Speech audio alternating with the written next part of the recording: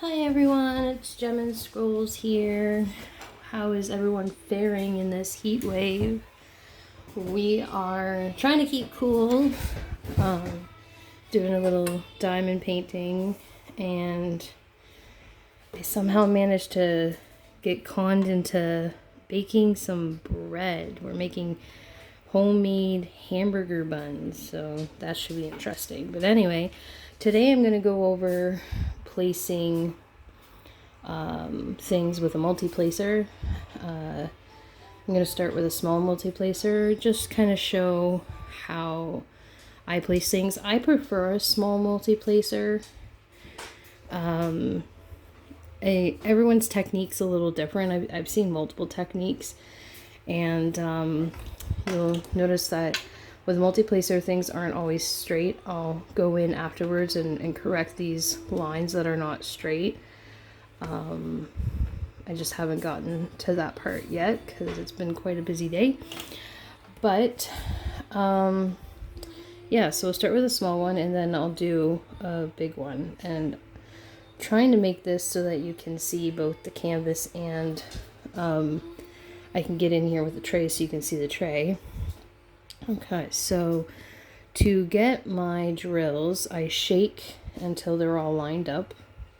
And then I grab them by rolling my pen from one end to the other.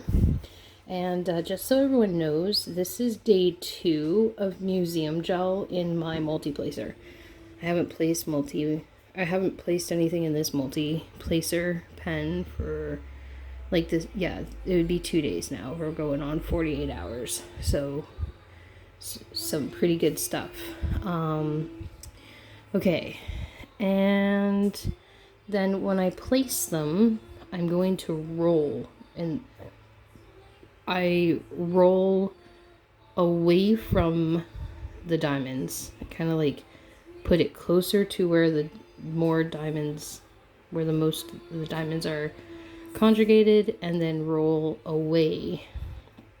I don't know. I find that's the easiest way to do it. Personally, I do have one way that changes, and I'll show you when I do it with my big thing. So like I said, I kind of roll, and so I'm rolling to pick them up, and then when I place it, I'm rolling to put them down. And then if nothing's lined up and I'm being picky right away, I line it up with my little straightener.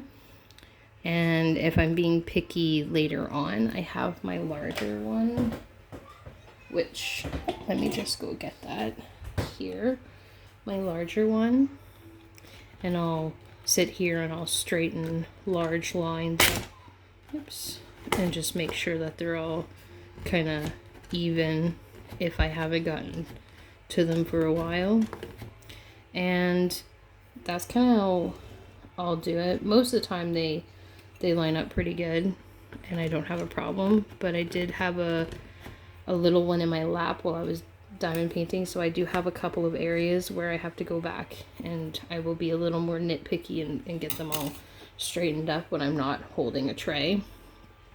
And then I know it looks like there's pink gel in here, but that's just the remnants of the pink gel after I removed it, and I've put pink wax. That's just the remnants of the pink wax after removing it, and I've put some museum gel in this.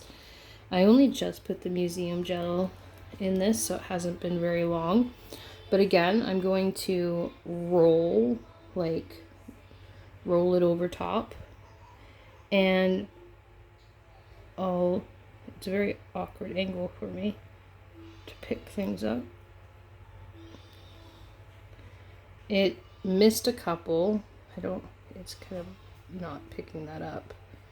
It missed a couple. If I'm being picky, I'll go and pick up a couple, but I'm by just lining up my thing and then going, oh, okay, there we go. I got another one. So That's kind of how I line this up. And if I'm on an edge, so I'm going to go for the edge, sometimes I rock it from one side to the other if I'm on the edge, so I can line up the edge.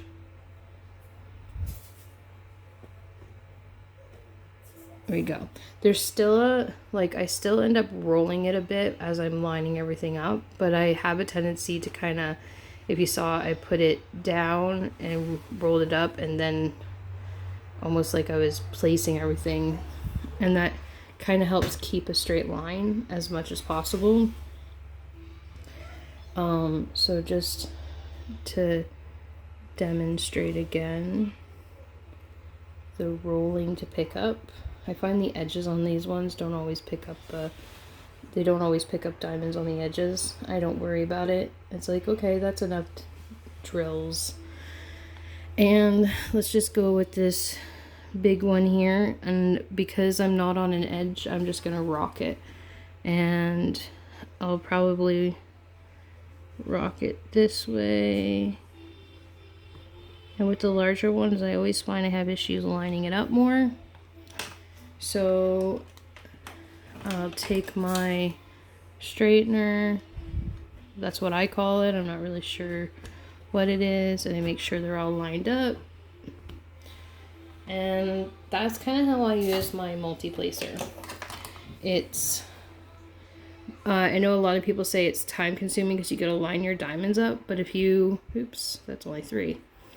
But if you shake them on your tray to line them up, I don't find that there's much of an issue.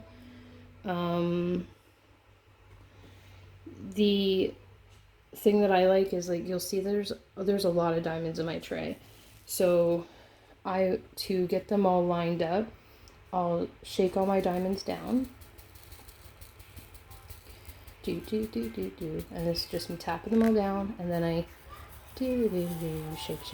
shake, and they'll fill in the gaps.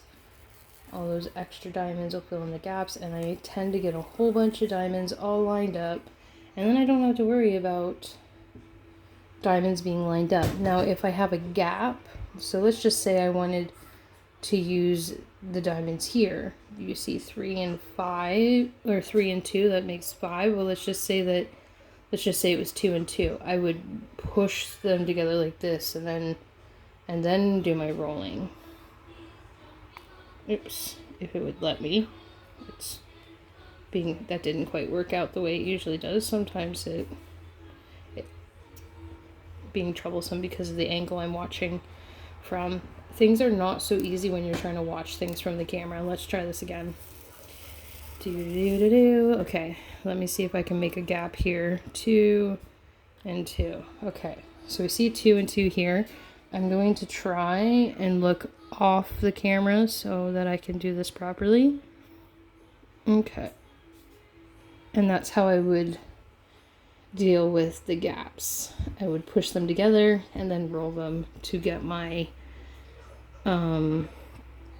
my 4 together. And when I'm dealing with large ones, I kind of do the same thing. So see, there's one here that is messed up. I'll knock it to the side because it's not facing in the right direction. I'm going to push all these together. There we go. And then I'm going to roll them over top of them to pick them up. I now have all my diamonds picked up nice and neat. And I'm going to roll across the page. I know that's like really close to the edge of being off camera, but that's how I use my multiplacers, and I only use them in large block areas. If I move my camera a bit up here, I probably will only use my 4 up here, even though there's room to use my like 10 placer, but I tend to stick to using my 4 a lot. And that's just because the 4 looks nicer. And I tend to use only a 3 placer or a 4 placer when I'm doing squares, because those buggers are harder to line up. So I don't use multi-placers, especially a 10 placer when I'm doing a square. It just doesn't happen. Anyway, so yeah, that's it for today, guys. I hope you enjoyed this video. You guys have a wonderful evening. Try and stay cool. Thanks, guys. Like and subscribe if you want more diamond painting videos to pop up on your feed. Have a great night.